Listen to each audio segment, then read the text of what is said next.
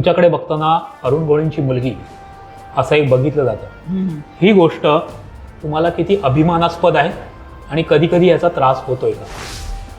त्रास तर नाहीच कधी झालं. पहिलं दुसऱ्या प्रश्नाचं उत्तर देईल. त्रास नाही म्हणेल, मला अभिमान वाटतं. डॅडीना लोक डॅडी म्हणतात आणि ते असेच ना म्हणतात, ते त्यांना फील करतात. त्यांना माहिती या माणसाकडे गेलो जसं आपण आपल्या पिता फिगरकडे जातो, फादर फिगरकडे, माहिती सोल्युशन भेटतो.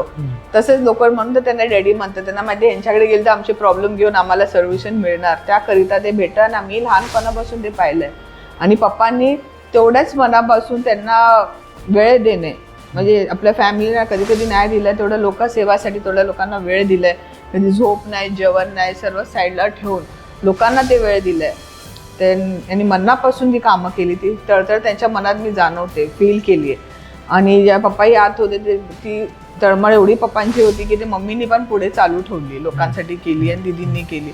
तर ते असं मला तर अभिमानच वाटणार ना, कारण मला भरपूर शिकायला भेटतो की कसं सेल्फलेस होऊन लोकांसाठी तुम्ही कामं करावी. सेल्फलेस होणे किती गरजेचं आहे आणि ते किती तुम्हाला पीस ऑफ माइंड ही देतो की तुम्ही जेव्हा म्हणता तुम्ही लोकांसाठी, तर खऱ्या मनाने अर्थ असावा लोकांसाठी.